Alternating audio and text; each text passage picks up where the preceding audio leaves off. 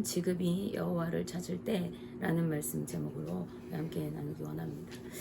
오늘 우리가 읽은 말씀은요, 이스라엘이 이제 심판이 곧 이를 것이다 라고 하는 심판 예고와 회개를 촉구하고 있는 내용을 담고 있습니다.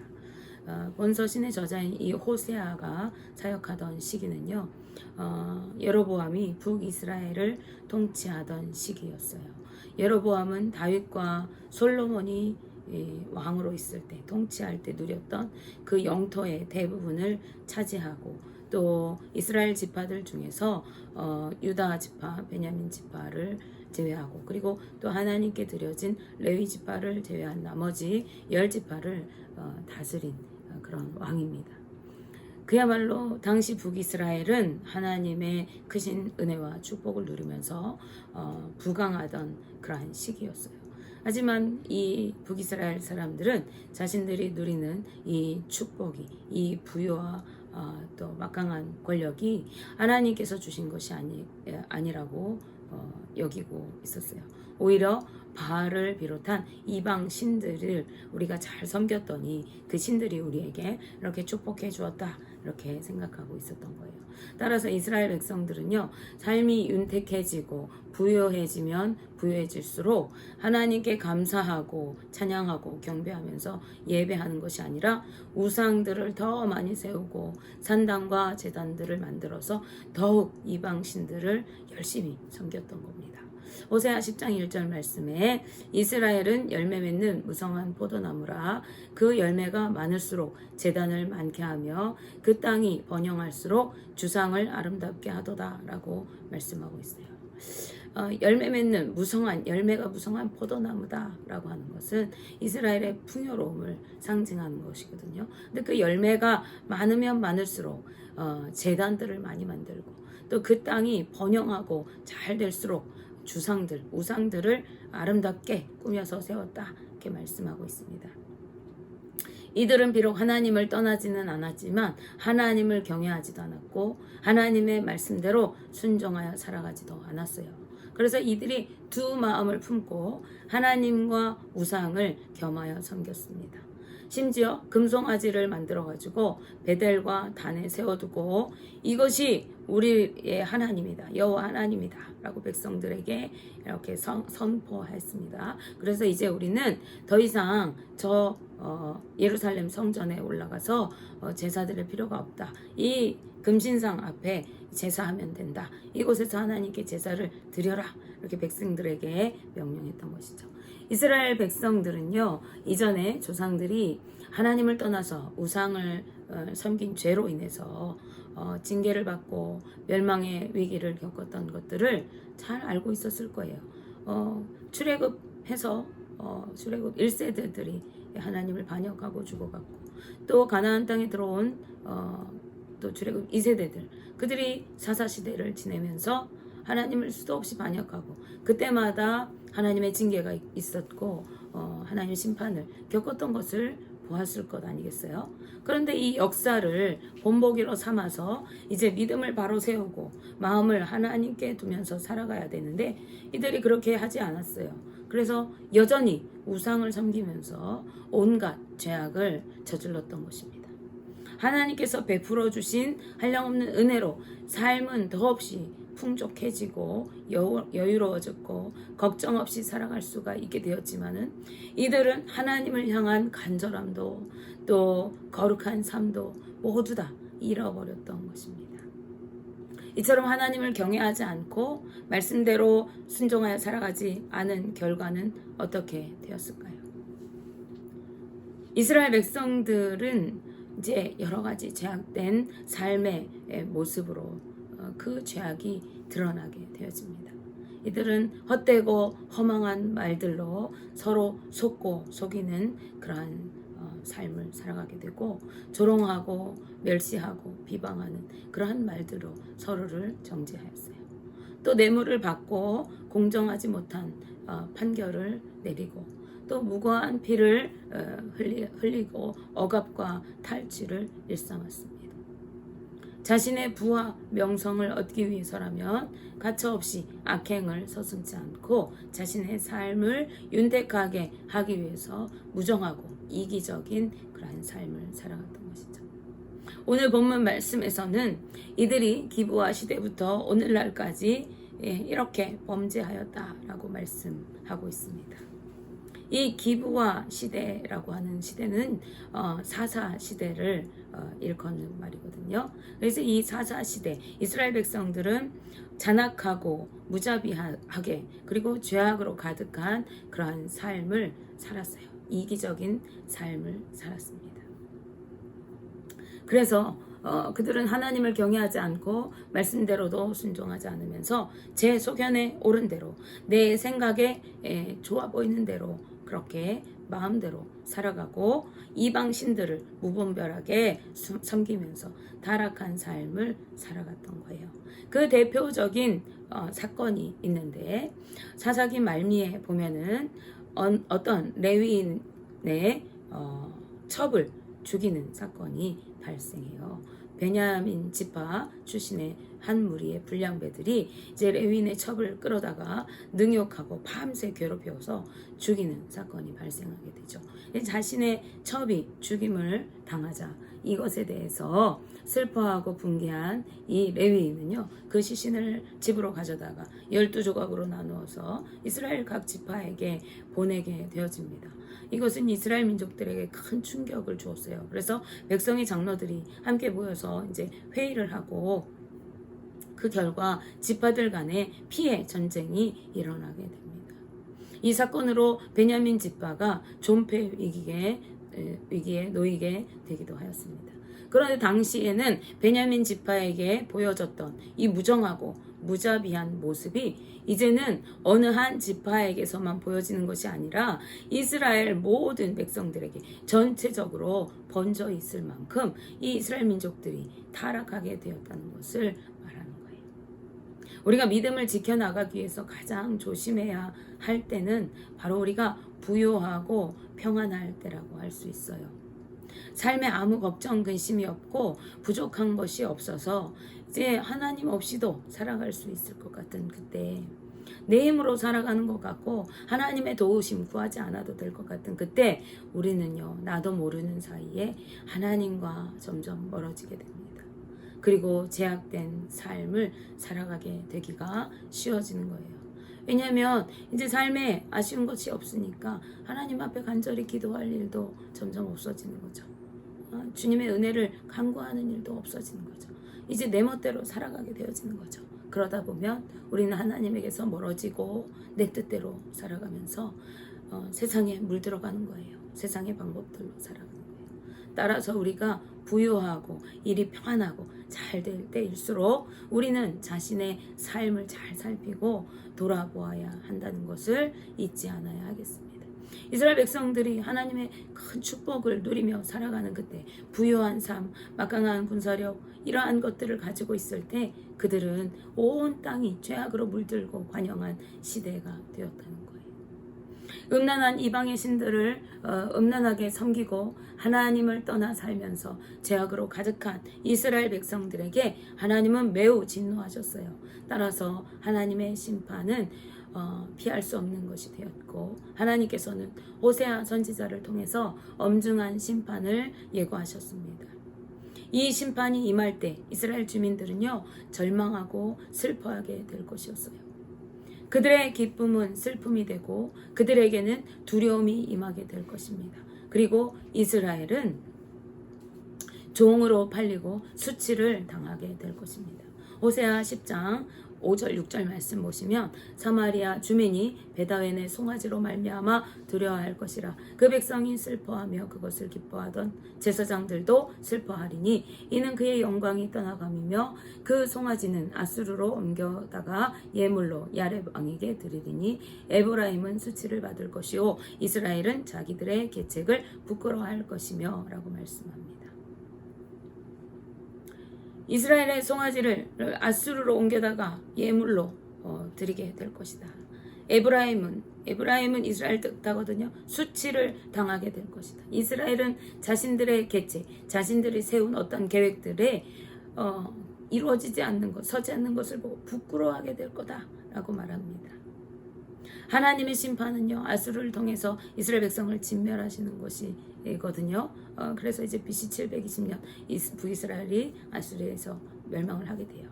그리고 그날에는 이스라엘이 수치를 당하고 온 백성이 지위 고하를 막론하고 누구라도 슬피 울게 될 것이라고 말씀합니다.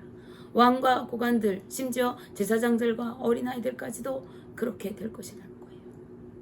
이 하나님의 심판이 얼마나 두렵고 떨리는지, 얼마나 고통스럽고 괴로운지 그 심판이 이르게 되어질 때 이스라엘 백성들은 차라리 죽기를 구할 것이라고 말씀하고 있어요. 그래서 10장 8절 말씀 중반절에 보면요, 그들이 산더러 우리를 가리라 할 것이요 작은 산더러 우리 위에 무너지라 하리라 라고 말씀합니다. 고통스러운 심판, 하나님의 심판을 당하느니 차라리 산이 자신들 위에 덮쳐서 죽기를 구한다는 말씀입니다. 즉 죽음보다 괴로운 심판이 임하게 될 것이라고 하는 말씀인 것이죠. 이러한 심판이 예고되었음에도 불구하고 이스라엘 백성들은요, 여전히 죄악 가운데 머물러 있었던 것입니다. 그 이유는 그들이 영적으로 무지하였기 때문에 그래요. 죄악으로 살아가는 사람들은 영적으로 무지하고 무감각하기 때문에 하나님의 경고의 말씀에 관심을 기울이지 않습니다. 시대를 옳게 분별하지 못하고 하나님의 말씀에 귀 기울이지도 않아요. 그 말씀이 들려지지도 않아요.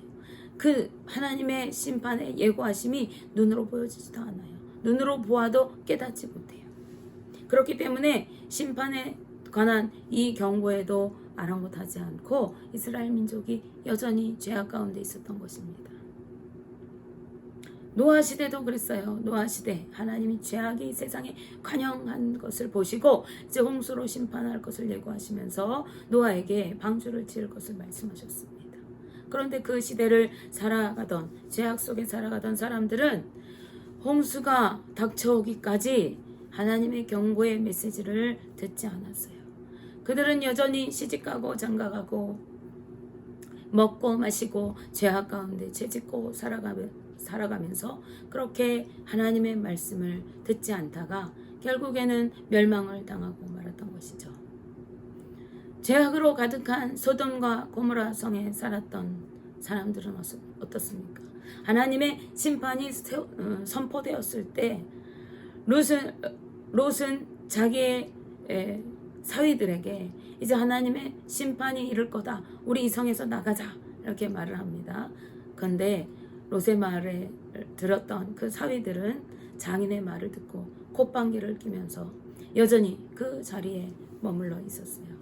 그리고 유황불로 그 성이 멸망을 당할 때 그 성과 함께 멸망을 당하고 말았습니다.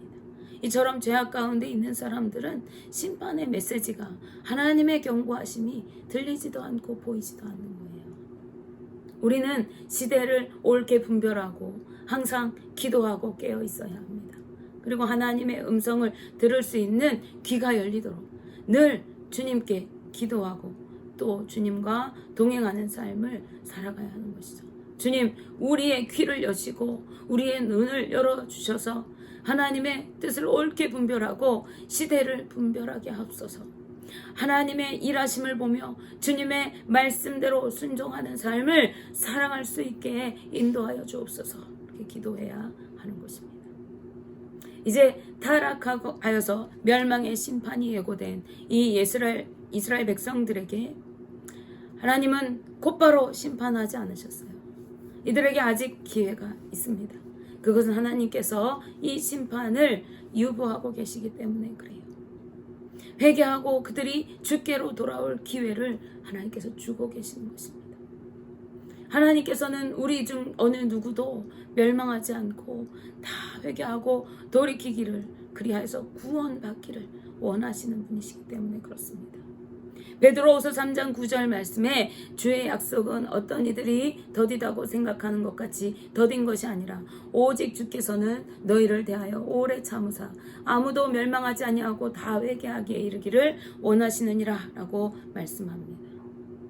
한 사람도 멸망하지 않고 다 회개하기를 원하셔서 길이 참으시고 기다려 주신다는 거예요. 그 하나님께서 이제 이스라엘 백성들에게 엄중한 심판을 예고하십니다. 만민이 모여와서 그들을 치게 하실 때에 그 고통이 얼마나 극심할 것인지를 말씀하고 계세요. 그러나 이것은 그들이 멸망하기를 원하셔서 너희가 이제 멸망할 거야 이렇게 선포하시는 것이 아니라 그들이 회개하고 돌이키기를 원하시기 때문에 안타까운 심정으로 하시는 말씀인 것이죠. 따라서 하나님께서는 그들에게 묵은 땅을 기경하고 여호와 하나님을 찾으라고 강권합니다. 이때가 하나님을 찾을 때라고 말씀하고 있어요. 호세아 10장 12절 말씀에 너희가 자기를 위하여 공의를 심고 인애를 거두라. 너희 묵은 땅을 기경하라. 지금이 곧 여호와를 찾을 때니 마침내 여호와께서 오사 공의를 비처럼 너희에게 내리시리라 라고 말씀합니다. 지금 아직 심판이 이르지 아니한 이때가 바로 여호와 하나님을 찾아야 할 때라고 말씀하고 있어요.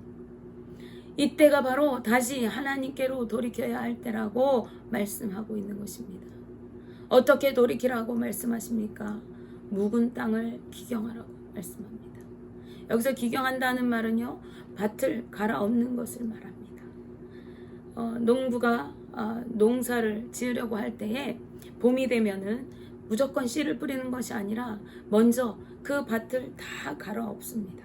그리고 거기서 돌들도 골라내고 잡초들을 이렇게 제거하고 아주 보기 좋게 땅을 이렇게 흙을 고릅니다.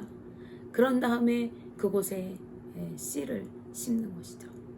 이와 마찬가지예요.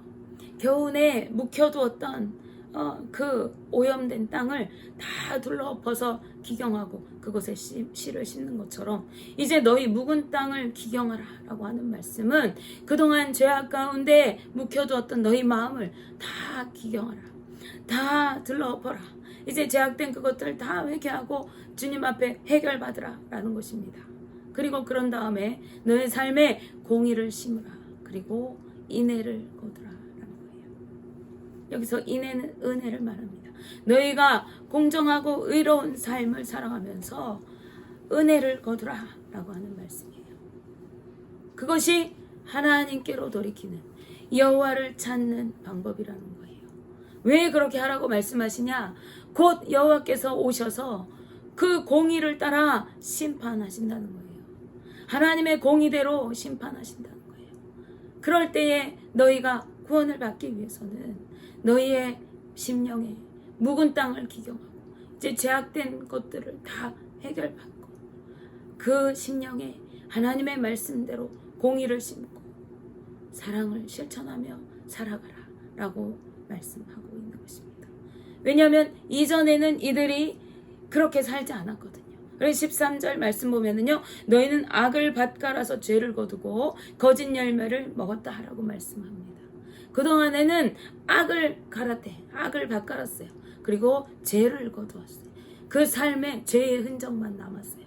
그런데 이제 그 삶을 기경하여서 이제 죄악된 것들 다 십자가에 내려놓고 이제 주님 앞에 다 회개하고 이제 하나님의 말씀을 따라서 공의롭게 정의롭게 정직하게 살아가면서 사랑의 열매를 거두는 삶을, 인애의 열매를 거두는 삶을 살아가라 라고 말씀합니다. 그것이 하나님의 뜻이고 그것이 하나님께로 돌이키는 것이라고 말씀하고 있습니다. 지금 이스라엘 백성들은 죄악으로 가득합니다. 그 죄악으로 가득한 이스라엘 백성들에게 하나님의 엄중한 심판이 예고되었어요. 그리고 너희가 그 심판을 당하지 않도록 너희가 지금 하나님께로 돌이키라, 여호와 하나님을 찾으라 라고 말씀합니다. 너희 마음에 굳은 땅을 기경하고 너희에게 공의를 심고 인애를 거두라 말씀합니다. 이 말씀은 이스라엘 백성들에게만 하시는 말씀이 아니라 오늘 우리에게 하시는 말씀으로 받으시기 바랍니다. 오즘 세상은 죄악이 가득한 세상입니다. 수많은 죄악과 또 어둠이 관영하는 시대를 살아가고 있습니다. 우리는 그 세상에서 빛으로 살아가야 되고 그 세상을 복음으로 물들이는 소금으로 살아가야 합니다. 그런데 빛이 역할을 제대로 하지 못하고 세상에 섞여서 세상과 물들어 살아가고 세상과 구별되지 않으면서 살아갔을 때 이 세상이 죄악으로 가득하게 되어졌습니다. 그런 우리에게 오늘 하나님 말씀하십니다. 너희는 굳은 마음을 기경하고 공의를 심고 인애를 거두라. 지금은 여호와 하나님을 찾을 때이다 라고 말씀하고 있습니다.